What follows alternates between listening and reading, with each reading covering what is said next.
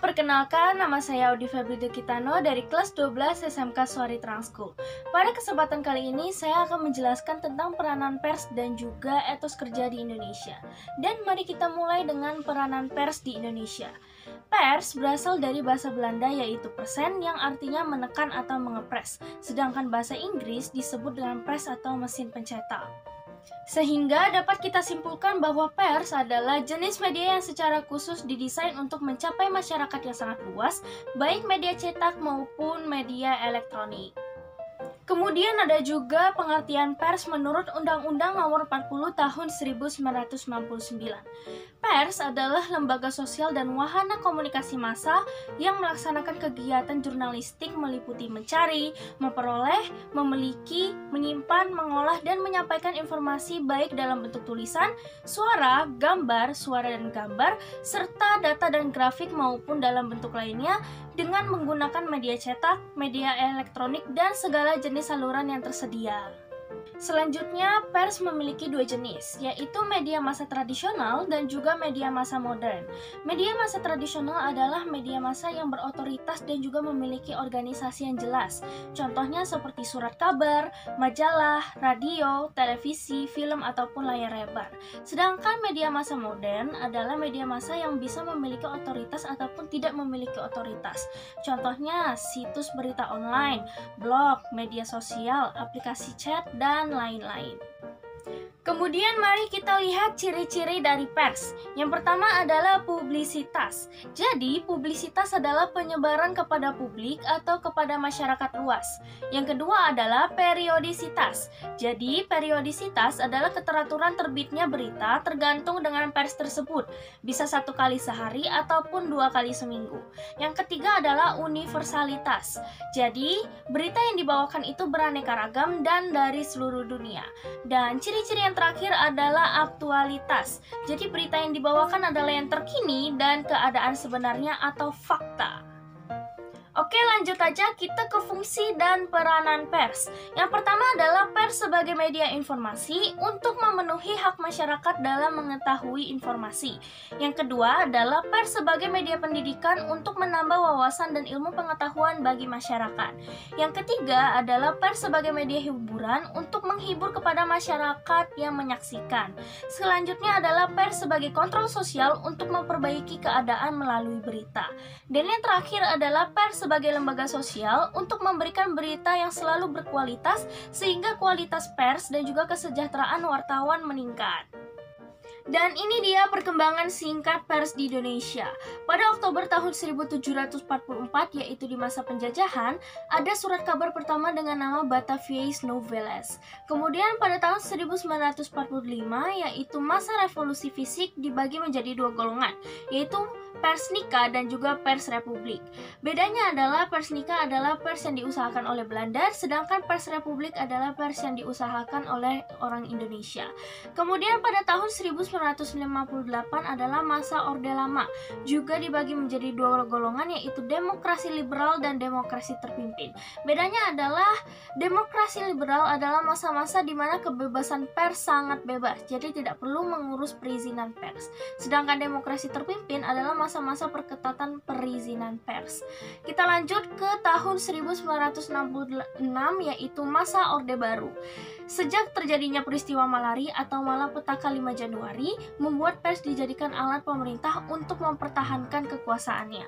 Lalu pada tahun 1998 sampai sekarang, yaitu masa reformasi, adalah kemerdekaan pers dijamin sebagai hak asasi manusia.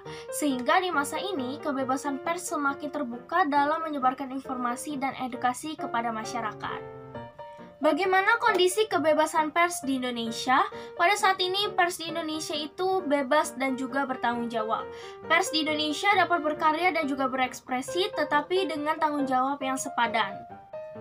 Lalu ada beberapa landasan hukum pers di Indonesia. Yang pertama adalah landasan ideal berupa Pancasila, yang kedua adalah landasan konstitusional berupa Undang-Undang Dasar Negara Republik Indonesia tahun 1945, kemudian ada landasan yuridis berupa Undang-Undang Nomor 44 tahun 1959, dan yang terakhir adalah landasan etis berupa Kode Etik Jurnalisme.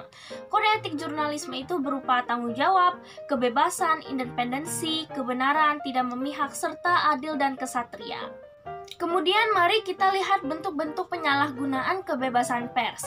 Yang pertama adalah peradilan oleh pers, yang kedua adalah penyiaran berita yang tidak memenuhi kode etik jurnalistik, yang ketiga adalah membentuk opini menyesatkan, dan yang terakhir adalah bentuk tulisan bersifat provokatif.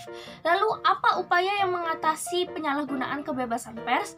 Adalah dengan pembentukan Dewan Pers pada tanggal 17 Maret tahun 1950, dan masyarakat juga perlu ikut serta dalam mengawasi pelaksanaan kebebasan pers. Nah, sekarang kita masuk ke etos kerja masyarakat Indonesia. Etos berasal dari bahasa Yunani yaitu ethos, yang memiliki arti sikap, kepribadian, watak, karakter, dan juga keyakinan atas sesuatu. Kemudian ada juga pengertian etos kerja menurut seorang ahli yang bernama Sinamo. Menurutnya, etos kerja adalah pandangan dan sikap suatu bangsa atau umat terhadap kerja. Oleh karena itu, menimbulkan pandangan dan sikap menghargai kerja sebagai sesuatu yang luhur, sehingga diperlukan dorongan atau motivasi.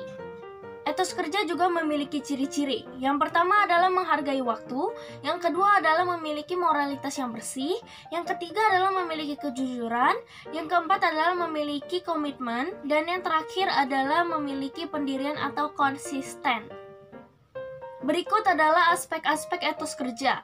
Yang pertama adalah kerja adalah rahmat, kerja adalah amanah, kerja adalah panggilan, kerja adalah aktualisasi, kerja adalah ibadah, kerja adalah seni, kerja adalah kehormatan, dan juga kerja adalah pelayanan. Selanjutnya di sini ada beberapa faktor-faktor yang memengaruhi etos kerja, seperti agama, budaya, pendidikan, sosial politik, kondisi lingkungan atau geografis, struktur ekonomi, dan juga motivasi intrinsik individu.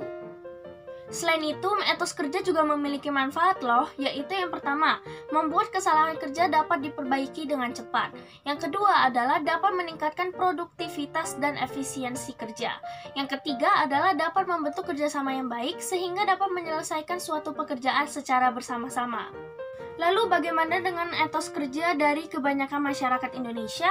Yang pertama adalah munafik atau hipokrit, jadi suka berpura-pura, lain di mulut, lain di hati.